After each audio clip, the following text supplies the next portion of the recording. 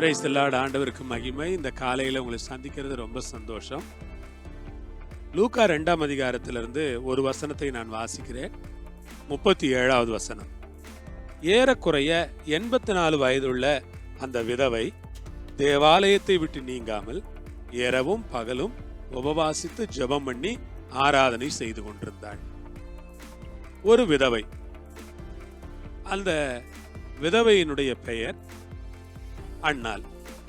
நாம் படிக்கிறோம், ஆசேருடைய கோத்திரத்தால், அதுக்கு முன்னால பானுவேலின் குமாரத்தியுமாகிய அன்னாள் என்னும் ஒரு தீர்க்கதரிசி இருந்தாள். ஒரு தீர்க்கதரிசி கன்னி பிராயத்திலே விவாகமானது முதல் 7 வருஷம் புருஷனுடனே வாழ்ந்தவள், அதிக வயது சென்றவளுமாய் இருந்தாள். அவள் இளமையில் அவளுக்கு திருமணம் நடந்தது. 7 ஆண்டுகள் மாத்திரம்தான் அந்த திருமண வாழ்க்கை இருந்தது. அதற்கு பிறகு திருமண வாழ்க்கைக்கும் அந்த ஸ்திரீக்கும் தொடர்பில்லை. ஆகவே தேவன் அந்த ஸ்திரீயை ஆசீர்வதித்து ஒரு தீர்க்கதரிசியாக மாற்றினார். என்னை கேட்கிற அன்பானவர்களே, அநேக ஸ்திரீகள் சபைகளிலே தீர்க்கதரிசிகளாக இருக்கிறார்கள். எவ்வளவோ விதவை ஸ்திரீகளை சபைகளில் நாம் பார்க்கிறோம். அதுவும் மிக கண்ணியமாக, மிக ஒழுக்கமாக, நேர்மையாக, புருஷன் மரித்த பிறகு அந்த வாழ்க்கையே போதும் என்று வேறொரு விவாகமே செய்து கொள்ளாமல் கடைசி வரை அப்படியே வாழுகிற நிறைய ஸ்திரீகளை நான் பார்த்திருக்கிறேன். எல்லாரும் அப்படி இருக்கும்படி சொல்லவில்லை. இளவயது விதவைகள் அப்படி இருங்கள் என்று நான் போதிக்கவில்லை. அது என்னுடைய போதனை இல்லை. இப்பொழுது அதல்ல என்னுடைய செய்தி. ஆனால் இந்த ஸ்திரீ 7 வருஷம்தான் வாழ்ந்திருக்காங்க. அதுக்கு பிறகு அவங்க கடைசி வரைக்கும் ஆண்டவருக்காக வாழ்ந்திருக்காங்க. அவங்க ஒரு தீர்க்கதரிசியா இருந்திருக்கிறாங்க. ஏறக்குறைய 84 வயசாகுது அவங்களுக்கு. அந்த விதவை தேவாலயத்தை விட்டு நீங்க மாட்டாங்க. எப்பொழுது பார்த்தாலும் அந்த விதவையை தேவாலயத்திலே பார்க்கலாம்.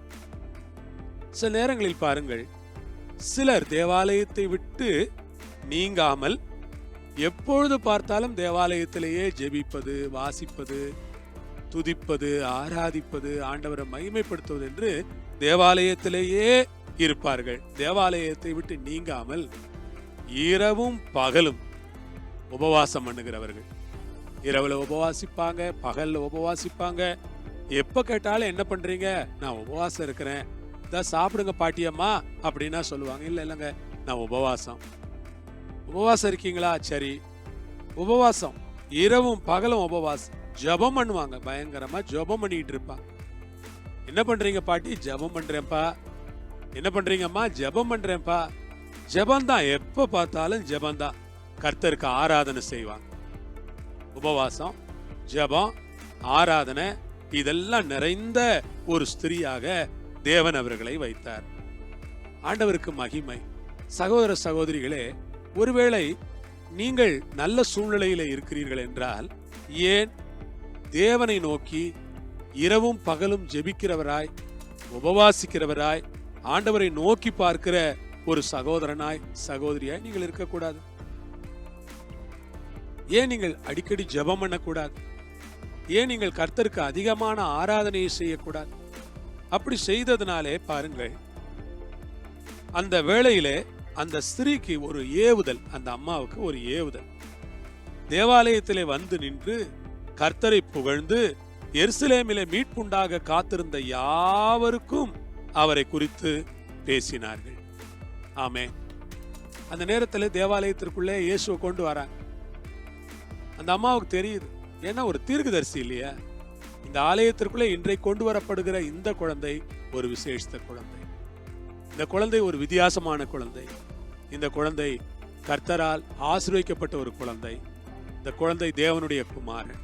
ஆகவேதான் நேரத்திலே வந்து, அந்நேரத்திலே வந்து நின்று கர்த்தர் அவங்களை கொண்டு வர, கர்த்தரை புகழ்ந்து எருசலேமிலே மீட்புண்டாக காத்திருந்த யாவருக்கும் அவரை குறித்து பேசினார். எல்லாருக்கும். மீட்புக்காக காத்திருக்கிறீங்களா? இவர்தான் அந்த மேசியா. ரட்சிப்புக்காக காத்திருக்கீங்களா? இவர்தான் அந்த மேசியா. நம்ம எல்லாம் பரலோகத்தில் சேர்க்க வந்திருக்கிற மேசியா இவர்தான் என்று இந்த மேசியாவை குறித்து அந்த அம்மா பேசுகிறார். அந்த அம்மாவுடைய வார்த்தைகளை பாருங்கள்.